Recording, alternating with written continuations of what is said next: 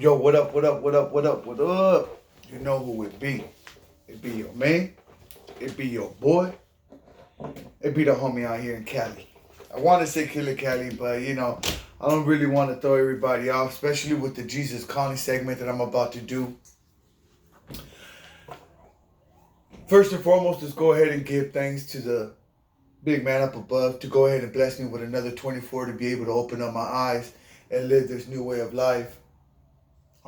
It's been a good little hectic schedule, but hectic week because of my hectic schedule. But I'm hitting the last day, which is tomorrow, and I made it. You know what I mean? I'm basically making it. To the grace of God, I'm gonna make it tomorrow.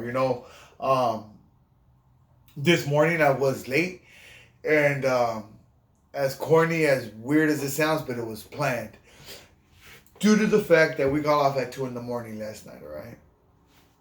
I got off at 2 in the morning last night and I had to be back in at 5 in the morning. So I wanted to get a little bit of sleep. So I took a little extra break and I went to bed until like 5:15, 5:20, And then I called my boss and I was like, yo, I just woke up, but I'm on my way. Now, the reason that I did that was, of course, I wanted to get, 20, 30 minutes extra sleep. I didn't really get that much. But I had to go down to the clinic. I had to go dose. So I went to go ahead and I dosed. I went to work, got there at 5:45. I was due there at 5. And it wasn't a big thing. My coworker who also worked with me last night till 2 in the morning, he was right there, ready to go. And I wanted to talk about the Jesus calling. Because I feel that as long as I go to my understanding and I keep trying to do things my way, I'm never going to succeed and I'm never going to be happy. I have to learn to just go ahead and let go and let God.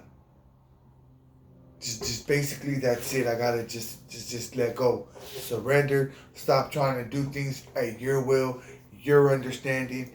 And I feel like this hit it. Today's reading hit it right on the dot. Because I have the tendency, for example, at work. I'm working with a guy that I never really worked with, okay? He's a young dude. We're very different due to the fact of our backgrounds. And that's the problem I have, is that I automatically put people in a certain category. Right when I meet you, oh, you're in this category, you're in that category, you're in that category. And these are the categories that they go. Sorry, but like I say, we keep it deep. You're a homie, you're a paisa, you're a nerd, you're just a lost cause, and I feel like we got each one of those at work. I need to stop doing that.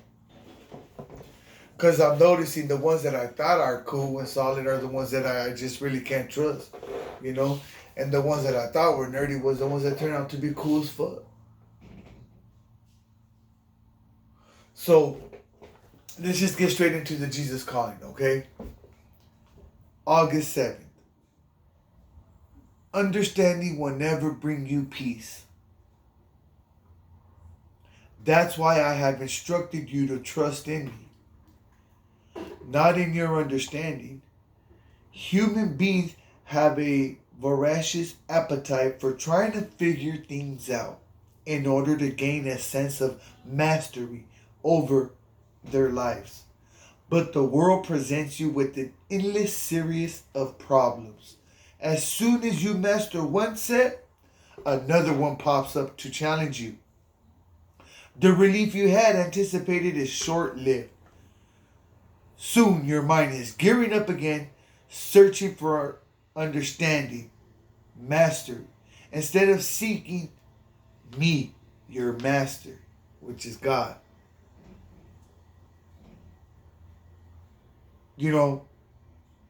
Okay, I'll continue reading. The wise of all men, Solomon, could never think his way through peace. His vast understanding resulted in feelings of futility rather than in fulfillment. Finally, he lost his ways and succumbed to the will of his wives by worshipping idols. My peace is not an elusive goal, hidden at the center of some complicated maze. Actually, you are enveloped in peace, which is inherent in my presence, As you look to me, you gain awareness of this precious peace. Proverbs 3:5-6, Romans 5:1.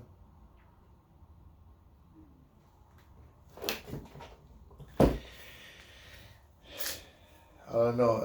Like I said,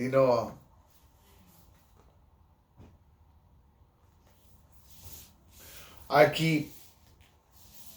keep making this attempt to understand certain things and understand people, but I gotta just give that up and let people be who they are. You know, I know as long as I stay pure in my heart, like I know I am, everything's gonna be all right. I know that. I've said for a long time, violence was my last resort, and I feel like now that I'm in the workplace and I'm working and I feel a little bit more confident about myself, I feel like I almost want to start making that an option. Like, hold up, fool. Let me see where you really at. You know what I mean? Like, let's see where we're both at. Because I'm getting frustrated. But I guess that just goes to show me that I'm going away from God with that.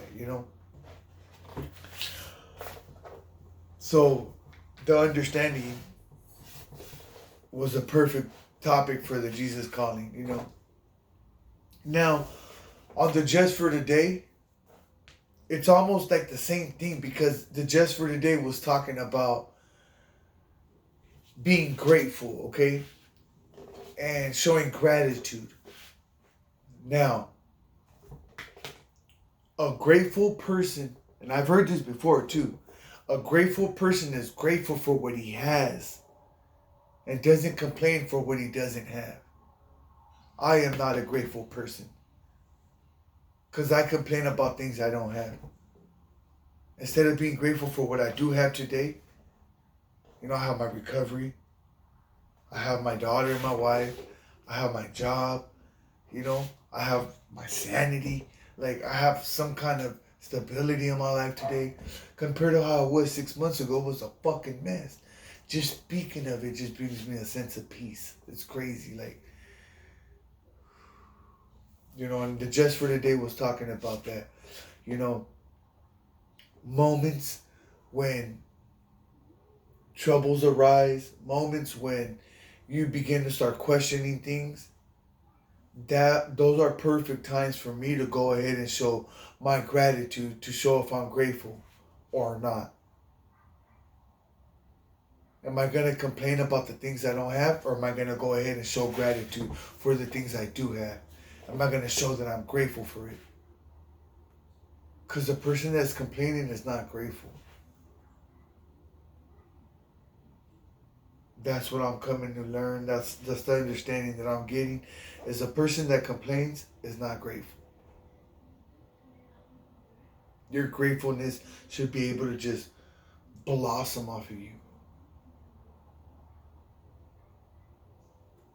And I think, like I said, I thank my mom for this beautiful book because it's opened my eyes to a lot of things. It hasn't been a smooth transition ever since I got this book. But I know for a fact my hope meter just keeps raising and raising. There's days that I come across that it will go low, but for the most part it goes right back up. I go to bed and I wake up and I know I have a new opportunity. I just have to start finding new ways and healthy ways to conquer my days and make the best of it. And that's what I got from the Just for Today, the Jesus calling.